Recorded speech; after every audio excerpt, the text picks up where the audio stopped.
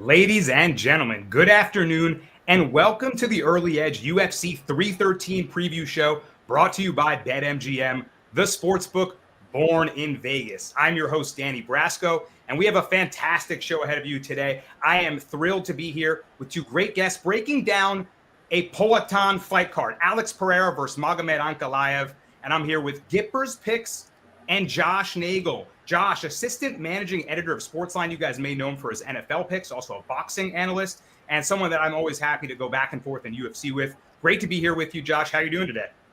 Hey, doing well, Danny, and looking forward to doing the show. I know it's funny. I know you and I privately have sort of had our chats about these fights for years on end and talked about doing something like this. So glad it finally came to fruition, and we'll see which one of us comes out with the best record.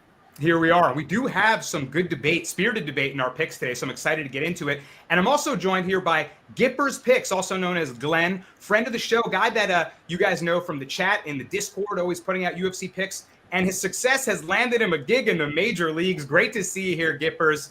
Excited to be with you. What do you think about this fight card?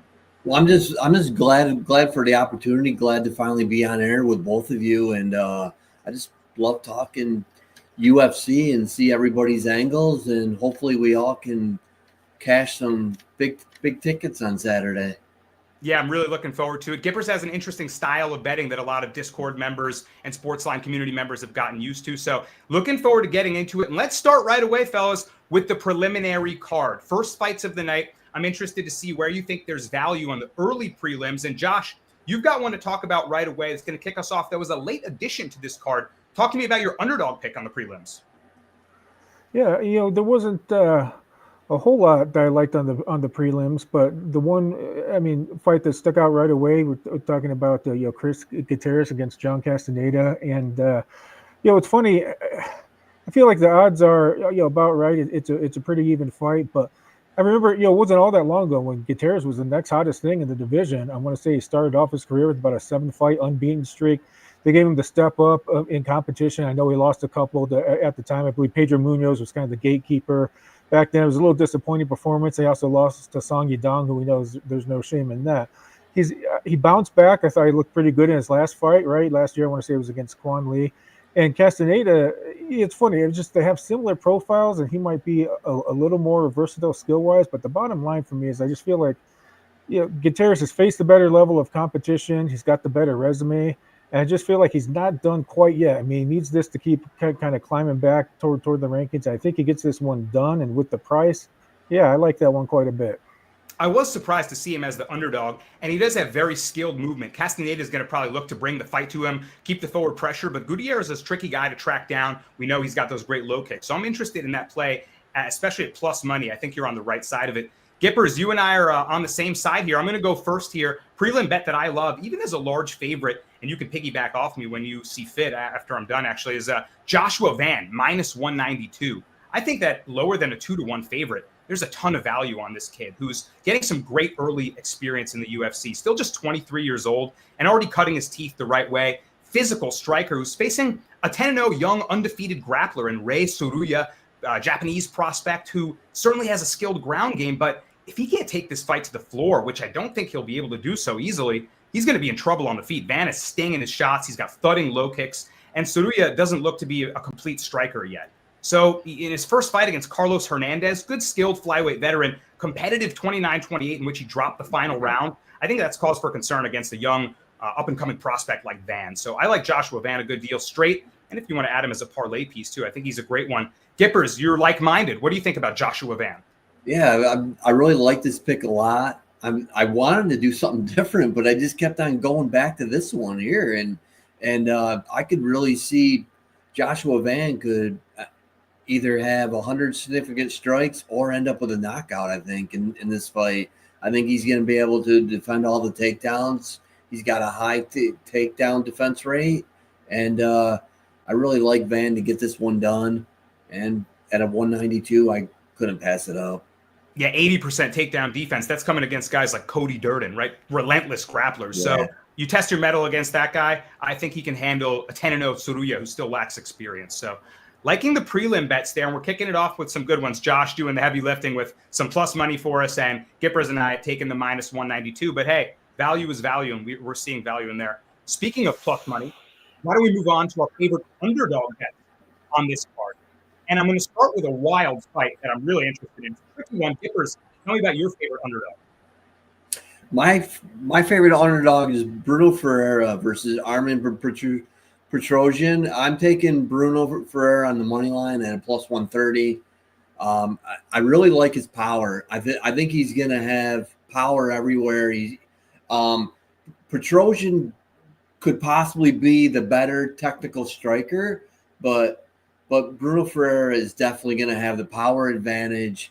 And if he does decide to implement his judo, which I feel like he should, and I think that he will, he's going to have a huge advantage there too, because that is Petrosian's weakest asset is on his back.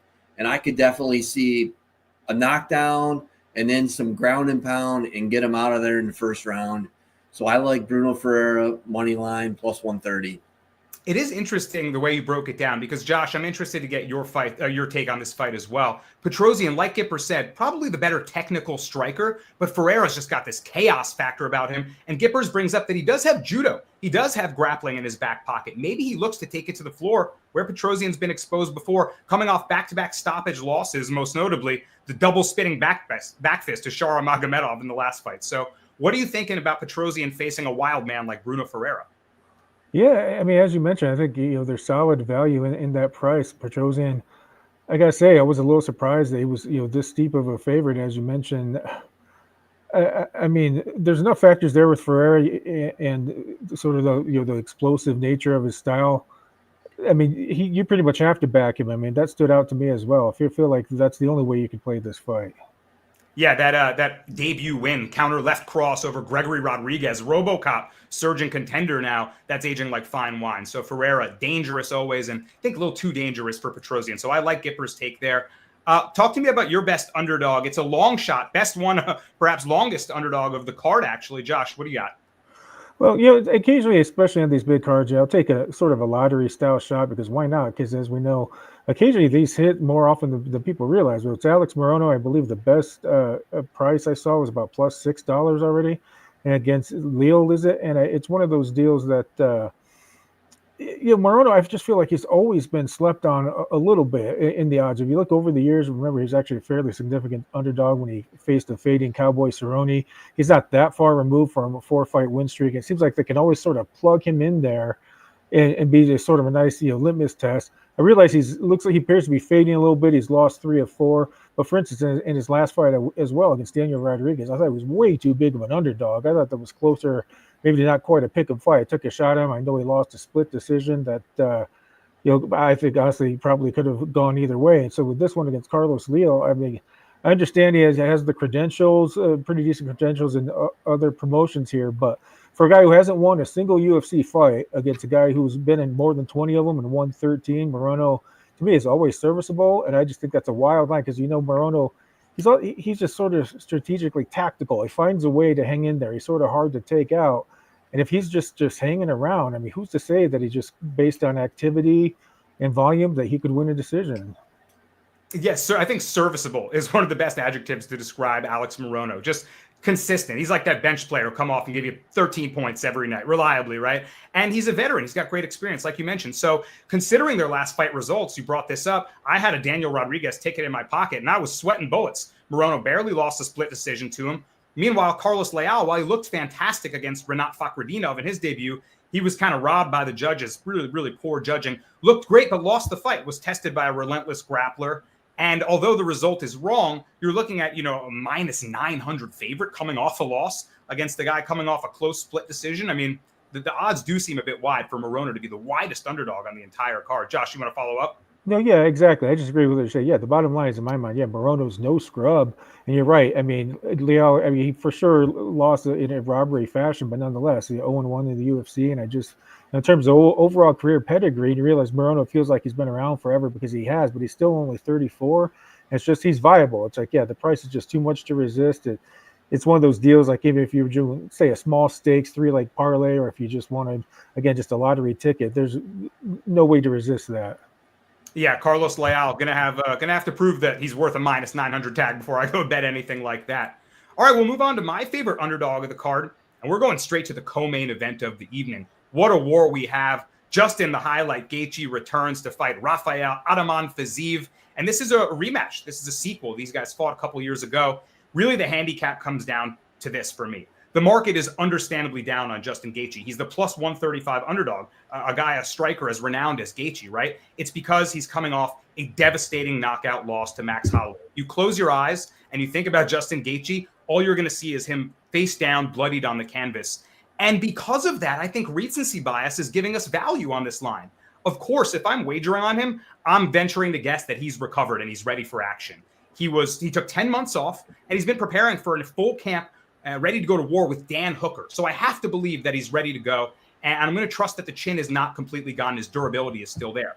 Meanwhile, all the question marks on Gaethje's side that odds makers seemingly are asking have not quite been answered by Fiziev, who is coming off an ACL tear and has been away for 15 months as well. So not quite sure how he'll respond to that. And more importantly, stylistically in this fight, Gaethje can attack those low kicks. If Fiziev's leg is compromised in any way, we saw in that first fight, Fiziev came out the faster striker, the sharper hands, perhaps the more technical guy.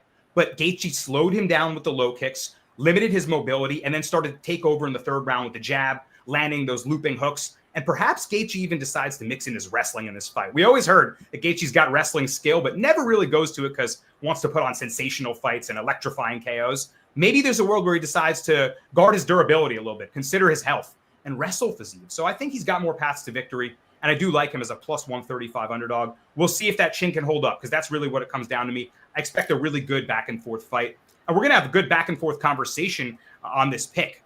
We can get right into our next ones, because it's going to be our favorite prop bets, and we actually have a discussion to continue, a pick that will continue this discussion in the Gaethje-Fiziev fight with Gippers' favorite prop pick. What do you have? Yeah, my favorite prop of the night is actually the fight to go the distance in the Justin Gaethje fight, and the reason why I like this to go to the distance is a lot of the things that you just mentioned. I think when this fight starts off, you might actually see it go the same way it went last fight, where Fiziev could possibly steal the first round, or even just be the quicker fighter, in the first round. But then once Gaethje gets his leg kicks going and gets his counters going, and I think he's going to also implement his wrestling a little bit sooner this time. And I think that's going to be the key to him taking the second round and the third round, is going to the ground a little bit sooner than he did in the last fight. I think he's got a huge advantage there, and also a huge advantage with his nasty leg kicks. He has a lot of nasty leg kicks. Actually, there's a lot of fighters on this card that do, and I think it's going to be a back and forth battle. And I see some pretty good value on plus 105 for the fight to go the distance. It's funny that you mentioned the low kicks on this card. I felt myself when I was submitting my articles to Josh earlier yesterday, I felt a million times over I wrote low kicks. He's got thudding low kicks. He's got devastating low kicks, which is such a key weapon in MMA nowadays. And I like your pick on this fight to go the distance. Consider, like you mentioned, I mean, Gaethje's durability, it was on display in that Holloway fight before that devastating knockout. He had his nose busted open by a spinning kick that he ducked right into, and he fought 5 rounds tough behind that. Meanwhile, delivering those nasty kicks to Holloway, who was walking through them. But not everyone's as tough as the Hawaiian Holloway, who can just eat any shot that's delivered, unless it's Ilya Topuria, of course. Hey, I see Jeff Stenberg in the chat, big fan of SportsLine, member of the community. Brandon Schutz, you guys asking questions. Fire away with any questions you may have, and we'll bring them up on the show. He says Gaethje's KO loss came with 1 second left in the 5th round. Give me over 2.5 rounds at minus 130. Not bad at all. All right, on to the next favorite prop bet. And Josh, you've got one in the main event where it's time to talk about our favorite fight of the night. What do you have? Yeah, so my prop bet for this one, I would suggest it's a little vanilla and a little bit chalky, but with Alex Pereira and Magomed Ankalaev, I think the over 2.5 rounds. Obviously, we're looking at a 5-round main event, and I just feel like stylistically, this one rates to get a little bit in the muck, and we'll, probably at least see 3 rounds. I saw an interview yesterday with Ankalaev, like, oh, what's the key to winning this fight? And he goes, wrestling.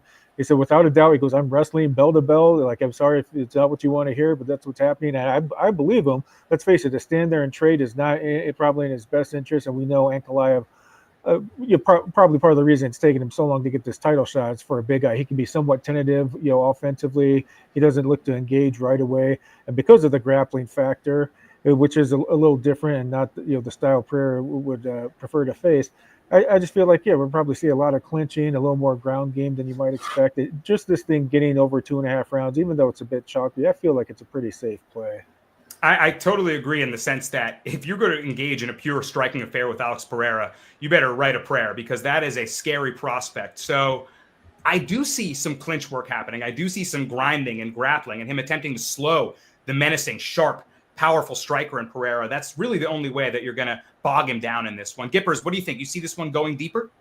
I'm actually glad that he is on this, because this is one of my favorite ones also. And I'm, as we see a little bit later in the show, I'll be using over 1.5 as a parlay piece. And I was going to be using like Alex Pereira over 1.5 and money line at a plus 150 also. And so I really like this a lot. Yeah, good to see that that you like this fight to go deep. Over 2.5 rounds there for Josh. And my favorite prop bet, well, I'm going to an interesting fight, and Jeff says that he could see it being a good fight. Right on cue, it's Mauricio Rufy by knockout at plus 105, and he's taking on King Green, once known as Bobby Green, now King Green. And I simply think that King Green's style is too dangerous to use at 38 years old after a long career of damage in the UFC. Green's the slick, unorthodox boxer that likes to keep his hands low, rely on his head movement and shoulder rolling for defense, and he snaps punches off from the hips. He uses his speed, but his speed is starting to decline. And although he's a wide underdog, I feel the line is justified against an electrifying striker like Mauricio Rufy, who is one of the brightest prospects out of the Fighting Nerds, the hottest gym in MMA right now. Rufy is one of their sharpest strikers. He throws spinning attacks, flying attacks. He's got good compact boxing, and he can set everything up. He just flows beautifully once he falls into rhythm. I feel that Green is not going to be able to establish the distance, this mid-range boxing affair. He's going to look to dictate that jab, and I don't think he's going to create the game that he wants to play. Rufy can really effectively use those kicks from the outside. I think he eventually sets up the KO shot. So give me Mauricio Rufy down from minus 470 on the money line. We get some value by taking him by knockout at plus 105.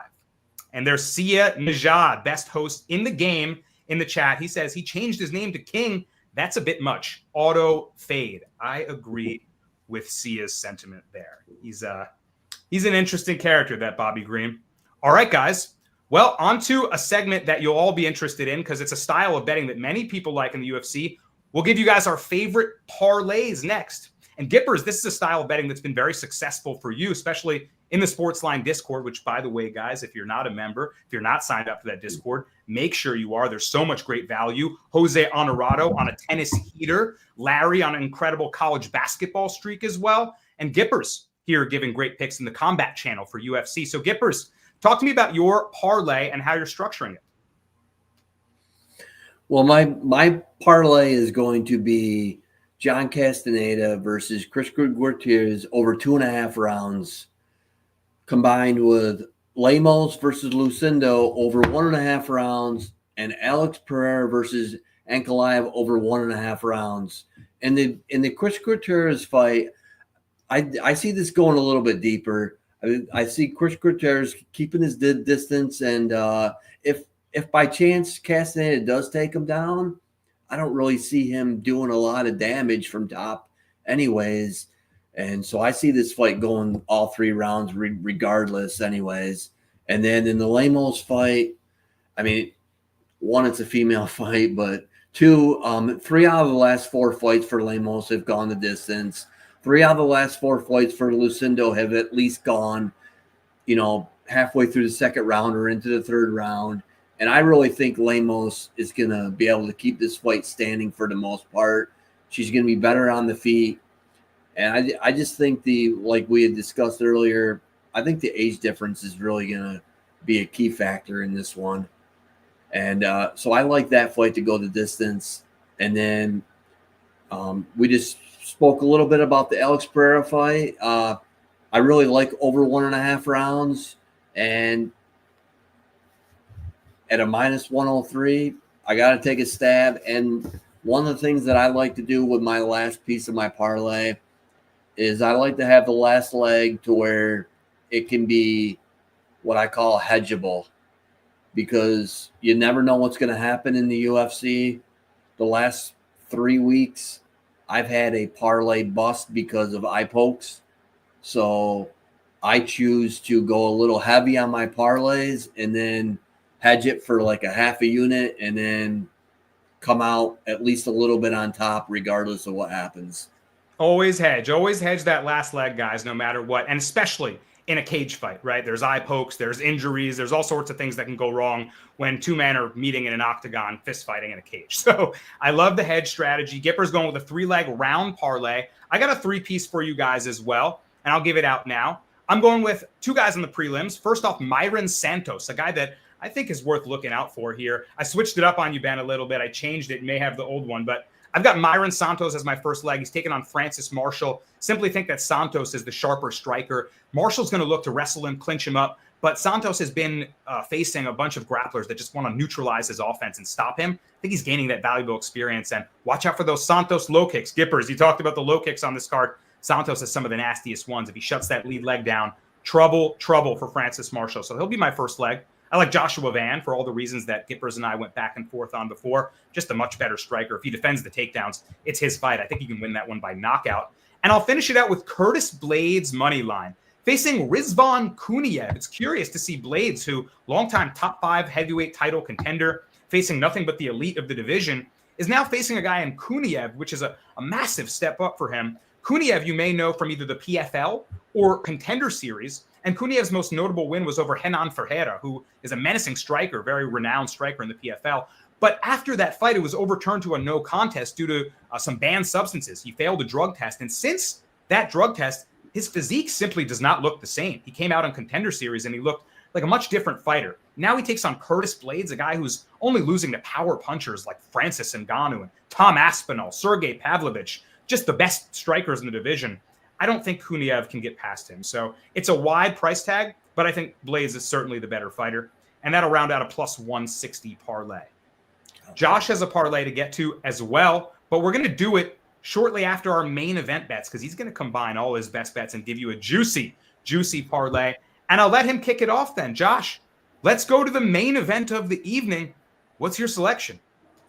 All right, guys. Well, I know I believe I'm the one outlier here on the main event moneyline pick, but I like Magomed Ankalaev. It's one of those deals, and there's a couple principles behind it, and I'll get down to both of them. One, I do believe stylistically it's going to be a bit of a nightmare for Poatan when you look at, he hasn't faced much in the way of skilled grapplers or wrestlers. The one time he did, Jan Blachowicz, we know he struggled a little bit. It was an airtight decision that could have gone either way. We know Pereira's been an extremely busy champion, not unlike the guy unseated at middleweight, Israel Adesanya. We saw that eventually catch up to Izzy. And I feel like the same way. We fought 3 times last year. We know we bailed out the UFC in a couple of cards, came through with shining colors. I mean, arguably became the UFC's biggest star because of what he pulled off. But he's also coming off a pretty grueling battle against Khalil Roundtree. And it's one of those deals where I just feel like this might be the time where it just dries up for him. I mean, he's 37. It's a tough stylistic matchup against a guy in Ankalaev who knows is 32. It seems like he's been in the UFC forever. In fact, I had to check the data yesterday. It's crazy because remember his first fight was a massive last-second upset by Paul Craig where he got submitted with 1 second left, and that was in 2018. I can't believe it's been 6 years. But 6 years later, he's on a 13-fight unbeaten streak.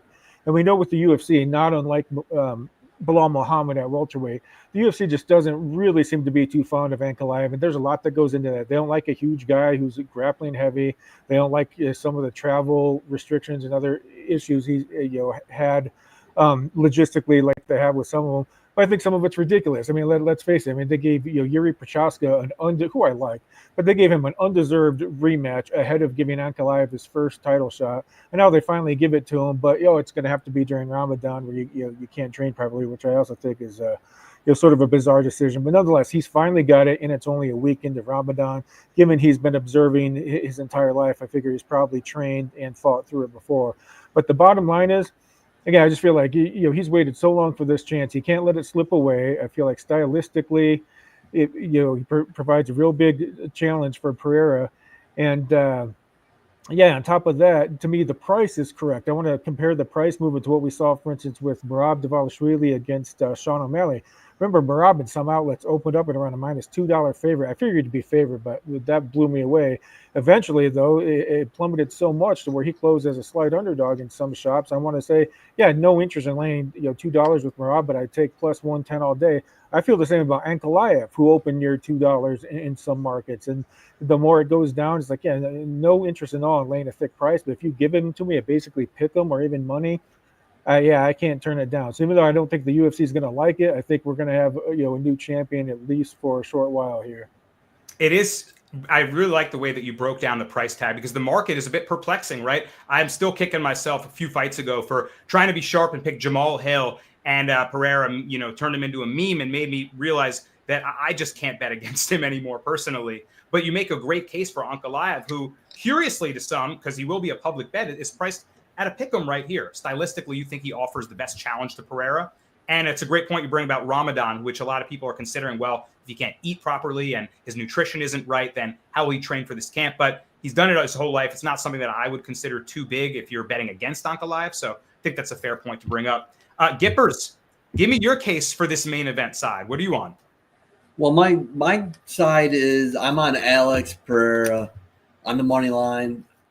I got it a little bit lower at a -115, but I really like this because right here's the way that I look at this is we have arguably one of the greatest strikers in the UFC, if not the UFC history, in Alex Pereira, and then you put on top of that probably some of the best leg kicks also that we've ever seen. And he's going to implement both against somebody who might wrestle. I've got to take Alex Pereira every single time. And I don't think Ankalaev's wrestling is that great. And even if he does do it, I've heard some rumors that there's a possibility that Alex has possibly been working with the fighting nerds a little bit. And that's not going to hurt you. The most it's going to do is help you a little bit maybe. And so I like that aspect also, and I just can't bet against Alex Pereira at this price. And I can also see both sides where the price is just good, and I don't think you're going wrong either side really.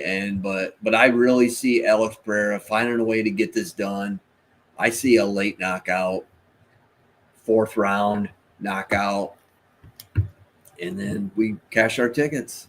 There you go. So split on the pick there. In the chat, Jeff Stenberg saying Pereira by decision plus 600. That's an interesting take you won't hear in too many places. But the fellas both like this fight to go a little deeper, so maybe he's onto it. Japan's loving what Gippers is putting out. Japan, appreciate you being in the chat. He says Alex money line. And I guess I'll split the difference here. Gippers kind of took the words from my mouth. I can't bet against Alex Pereira at this price tag. I did it once and I vowed to never do it again. They gave us great prices against Yuri Prochazka, which, like Josh said, did not deserve that rematch ahead of Ankalaev. This is the test for Pereira, and this is his hardest opponent yet. I think perhaps odds makers are seeing that fight competitive against Khalil Roundtree, and maybe thinking that Pereira is hittable, maybe thinking that if Roundtree, who was a wide underdog in that matchup, could fight him close, then Ankalaev could get to him.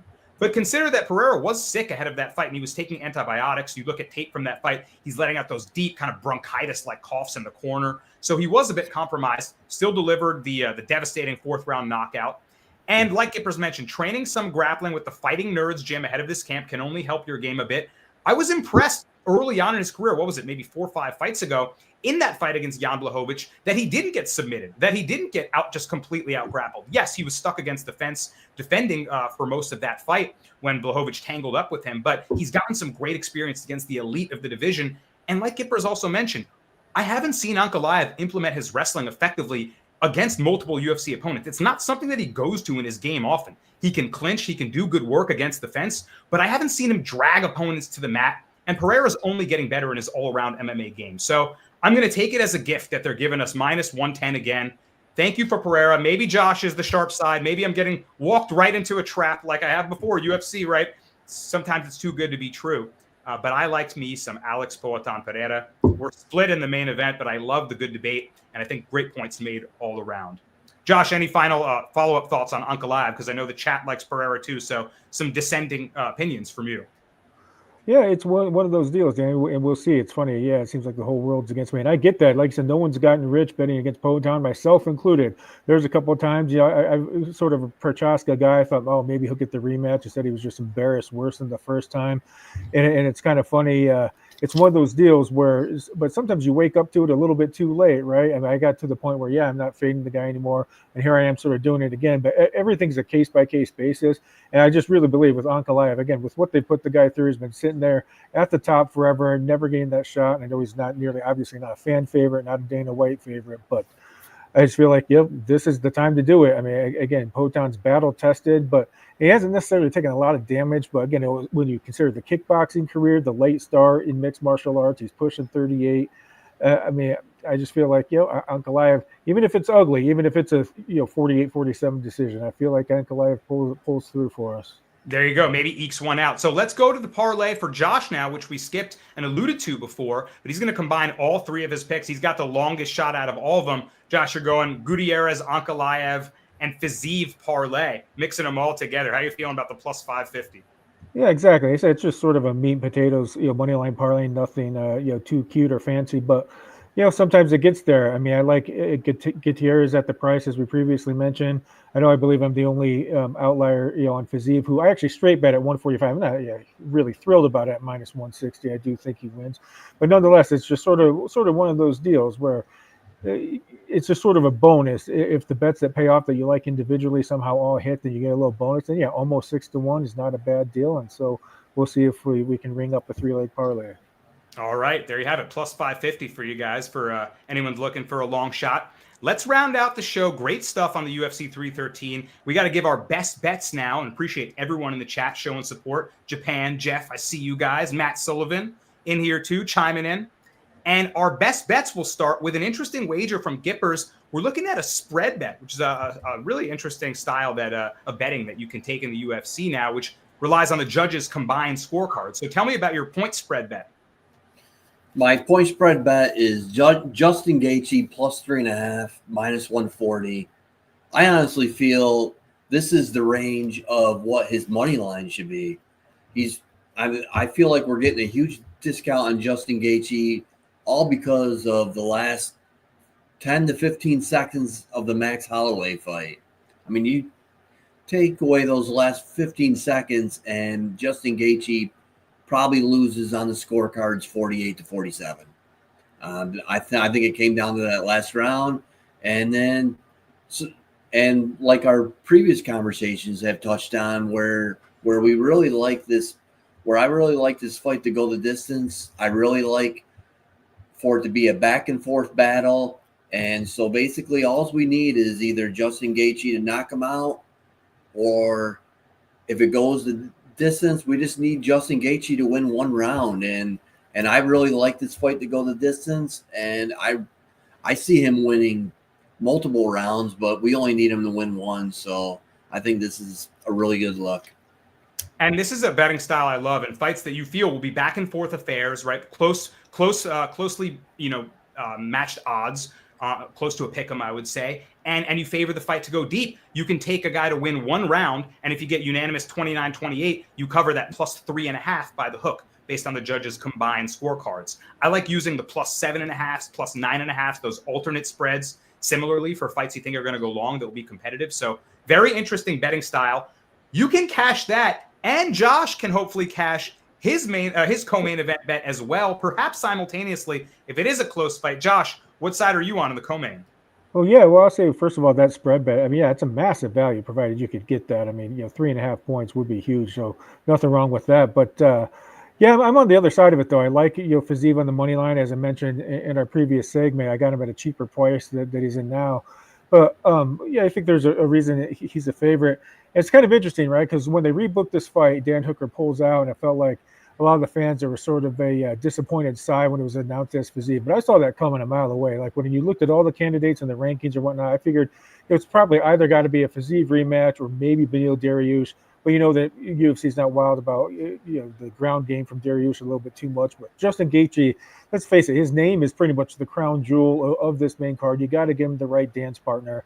And so it's not going to be a wrestler like Gamrot or anyone else. And obviously the UFC is not real happy with Sarukian right about now. So when they announced Fiziev, it didn't surprise me at all. I think people forgot how the first fight went. So the UFC sort of immediately re-releases that full-length fight to get people on board. Like, hey, if you were bummed out by this announcement, remember this fight. And I had, but I've since watched it again. And to me, it was one of those very rare fights where, honestly, I believe as a 3-round fight is concerned, you could have made an argument for either guy in every round. I mean, you really could. I know Gaethje sort of sealed it up by winning the third. He came on strong late, but people forget the first minute of that third round, he was rocked and almost taken out. And you've got to consider the entire round on balance airtight. And same deal with the first, which I think was given to Fiziev. But again, it was so airtight. I remember watching it live and not knowing exactly what to think. I actually believed Fiziev was going to get his hand raised.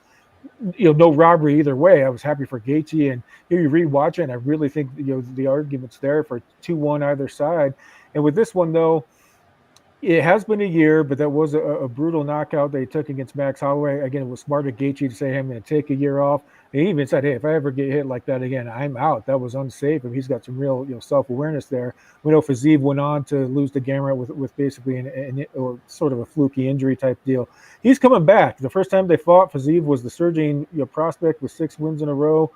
And it was one of those deals where sort of the legacy guy, Gaethje's, kind of serving as like the top 3 gatekeeper.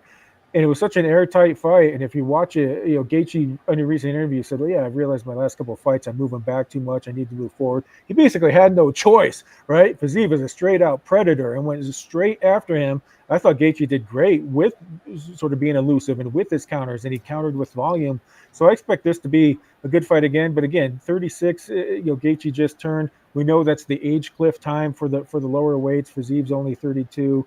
And it's just one of those deals where you like to see the legacy guys, if it's his last fight, go on top or whatnot. But I just feel like Fiziev's favored for a reason, and he gets there this time. Wouldn't be surprised if he stops him or wins the decision. There you go. The case has been made for Rafael Adaman Fiziev, who's a fantastic fighter. Josh making some key points there. Love it, guys. Great talk for the best bets. I'll finish it out with, of course, my best bet, and that's Alex Pereira. Like I said, you have to hit me with an Alex Pereira left hook for me not to bet this and knock me out cold, not get to the window if I'm getting a pick 'em until otherwise notified. I think and still going for his 3rd consecutive title defense. Until someone dethrones him, I'll be betting on him, and it's as simple as that for me. All right, guys. That was a fantastic UFC 313 preview show. SportsLine members, stick around. Don't go anywhere. We got the MLB season preview stream coming up next with Mike McClure, razor sharp analyst. A-Mags, a guy that has been said might be my body double. No one has ever seen us in the same room at the same time, so cannot affirm, cannot deny. And Sia Nagel, the best host in the game. Make sure you stick around for the MLB season preview show there. And thank you so much for joining us. On behalf of myself, Gippers Picks joining the show from the chat to your stream. Love to see him on here. And Josh, great to talk UFC with you. Well of information, great fighting mind. This has been the Early Edge UFC 313 preview show brought to you by BetMGM. Thanks so much, and we'll see you for the next one.